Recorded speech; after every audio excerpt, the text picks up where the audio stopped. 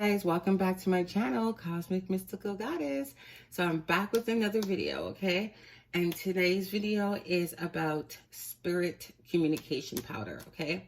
Some of you guys are already intuitive, have psychic abilities, are, mediums and whatnot, empaths, all that good stuff. Sometimes you need a clear connection. Sometimes, especially right now, how the veil is very thin between October 31st and November the 6th is where the veil is pretty much non-existent. So the afterlife, spirit world, all that communication is very heightened, potent right now. Okay. Extremely, extremely, extremely. I can't emphasize. Okay. So in order to help me navigate through that, I like to engulf some of my spiritual tools and stuff like that, like my pendulum, my oracle cards, all that good stuff, or anything that I use in ritual, for ritual reasons that are for communication with deities, ancestors, and so forth. I kind of like to use a powder, okay? I kind of looked on Google, actually, I actually looked on Google looking for spiritual communication powders, and I couldn't find any. I only found like a few little things here and there, but nothing giving me exactly a formula, which I already have because I have one for specific just for my ancestors, but I do have one that I like to work with, like, animal totems, spirit team, spirit guides, all that stuff. I like to have one that's just for everything, okay? The angelic realm, all that stuff. So instead of having to have 5 different things, it's good to have one that can do it all.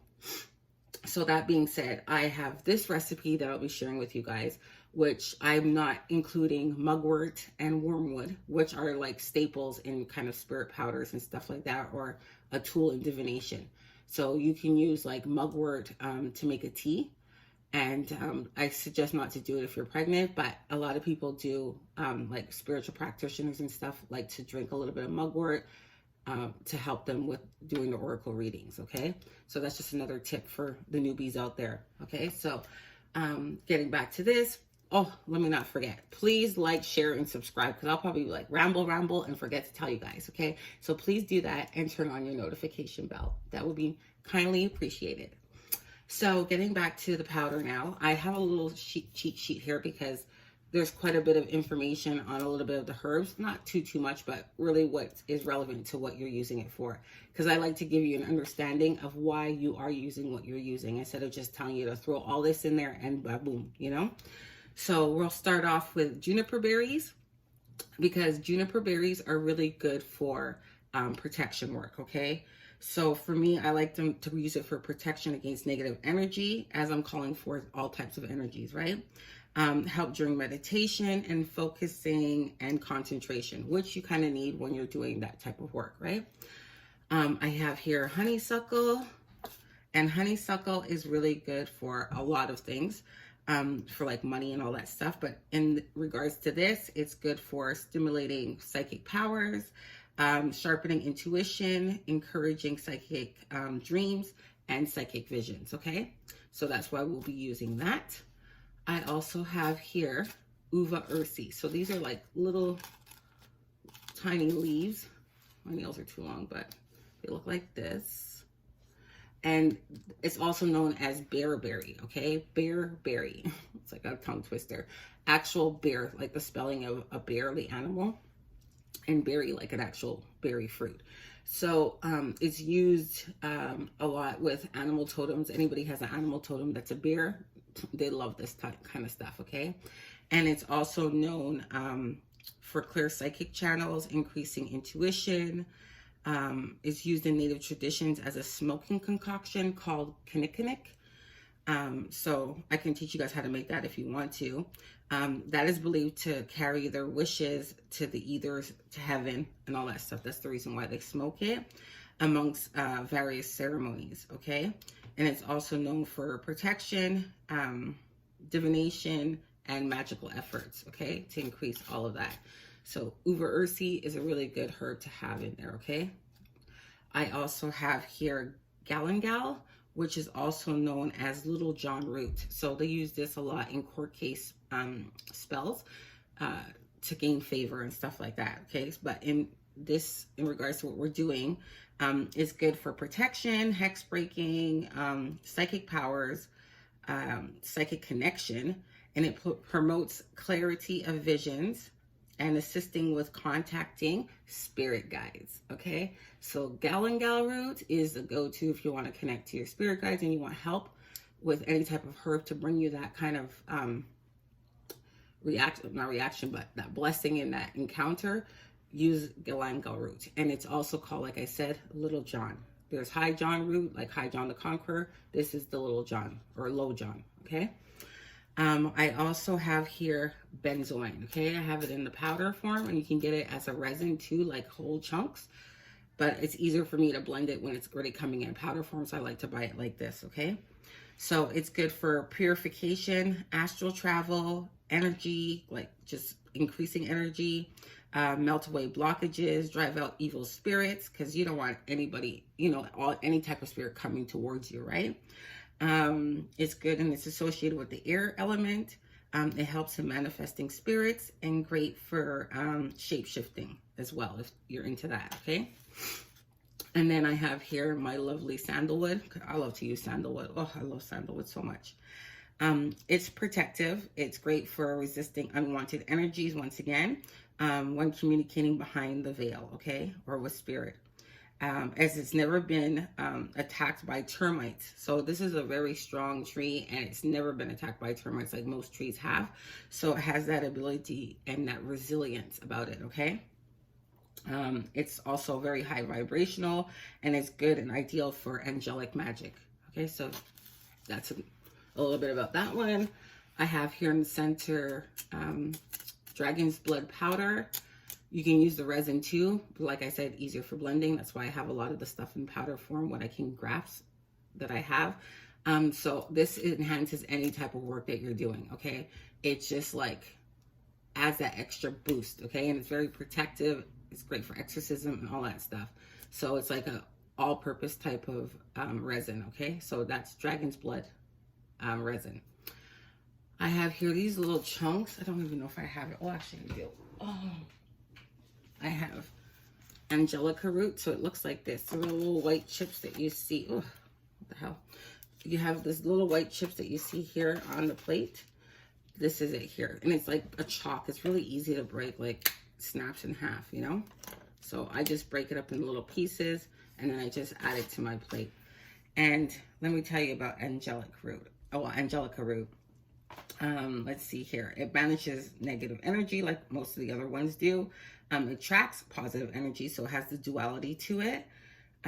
It's associated with Archangel Michael. It's also known as the Holy Ghost root. That's another name for it, okay? So if you're looking to purchase it in an occult shop, that's another name.